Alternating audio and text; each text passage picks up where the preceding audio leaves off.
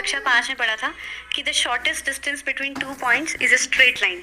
अगर आज आप यहाँ हैं और आप सोचते हैं कि मुझे वहाँ वो अचीव करना है, तो सबसे जो तो दोस्तों नमस्कार, आप सभी का पुनः एक बार स्टडी विद नवीन चैनल में बहुत बहुत स्वागत है। तो दोस्तों आज की जो वीडियो है ये बहुत ज़्यादा इम्पोर्टेंट वीडियो है। पढ़ने वाले बच्चों के लिए यह प्रेरणा स्रोत बन सकती है। तो हम गरुड़ के हैं, कड़ी मेहनत से सफलता मुमकिन। तो दोस्तों जैसा कि यहाँ पे लिखा है, आदर्श ज्ञानार्जन विद्यालय में आयोजित एक समारोह में यूपीएससी परीक्षा उत्तीर्ण करने वाली पहाड़ की बेटी कल्पना पांडे को सम्मानित किया गया। इस मौके पर कल्पना पांडे ने कहा कि कड़ी मेहनत व लक्ष्य निर्धारण से ही सफलता मिलती है। सम्मान समारोह में कल्पना को उन्हीं का छायाचित्र भेंट कर और शाल ओढ़कर सम्मानित किया गया। कार्यक्रम की अध्यक्षता करते हुए वरिष्ठ साहित्यकार गोपाल दत्त भट्ट ने कहा कि कल्पना ने मात्र 22 साल की उम्र में आईएएस परीक्षा उत्तीर्ण कर यह साबित कर दिया कि पहाड़ की युवतियां भी अब किसी से कम नहीं है। वरिष्ठ नागरिक देवकी नंदन जोशी, एडवोकेट डीके जोशी व समिति के अध्यक्ष मोहन जोशी ने कहा कि कल्पना ने यूपीएससी की परीक्षा में 102वीं रैंक हासिल कर उनके गांव खडेरिया दर्शानी को गौरवान्वित किया। पूर्व शिक्षक जीत सिंह नेगी ने कहा कि कल्पना युवाओं के लिए प्रेरणा स्रोत है। संचालन चंद्रशेखर बरसिला ने किया।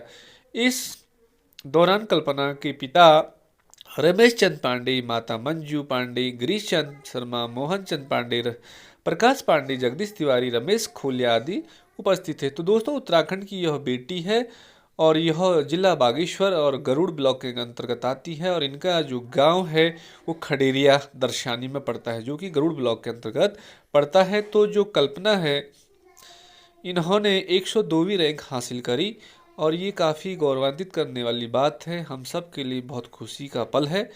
तो ये बहुत ज़्यादा इम्पोर्टेंट क्वेश्चन के तौर पे भी बन सकता है कि जो कल्पना पांडे हैं उन्होंने कौन सी रैंक हासिल की। तो 102वीं रैंक हासिल करी और यह किस जिले की है, जिला बागेश्वर की है और इनके गांव का नाम है खडेरिया दर्शानी, जो कि गरुड़ ब्लॉक के अंतर्गत पड़ता है। तो दोस्तों आपको जानकारी अच्छी लगी तो जानकारी को ज़्यादा से ज़्यादा लोगों को शेयर करें। Thank you.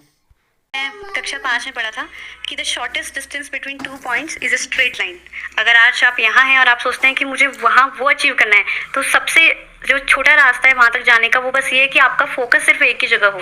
जैसे अर्जुन ने जो तीर मारा था तो बस बिल्कुल चिड़िया की आंख में देखकर मारा था कि उसे आंख के अलावा और कुछ नहीं दिख रही थी। तो मुझे लगता है इस वक्त सबसे ज़रूरी है कि एक राइट गाइडेंस होना चाहिए। आपको शुरुआत में अपनी पढ़ाई से पहले, पढ़ाई शुरू करने से पहले उस चीज़ के बारे में समझना होगा कि मैं कौन सा एग्ज़ाम लिख रही हूँ, उस एग्ज़ाम की रिक्वायरमेंट क्या है। और उन सब के लिए आपको ज़्यादा भागने की ज़रूरत नहीं है। आप पुराने यूपीएससी के जो पेपर्स हैं वो निकालिए, वो भी ऑनलाइन मिल जाते हैं, और आप सिलेबस निकालिए। बस आप उसी दोनों चीज़ों से बहुत कुछ इस एग्जाम के बारे में समझ सकते हैं। रिसोर्सेज को हमेशा लिमिटेड रखिए, क्योंकि मुझे लगता है कि एक अच्छी भी चीज़ और बुरी भी चीज़ है इंटरनेट की, कि वो आपको बहुत सारी चीज़ें आपके डोर स्टेप पे तो अवेल करा देता है, लेकिन वो इतनी सारी चीज़ें होती हैं कि फिर आप भटक भी सकते हैं उसमें। तो मुझे लगता है कि आप रिसोर्सेज को लिमिटेड रखें। शुरुआत में ही सोच लीजिए कि मुझे कितनी किताबें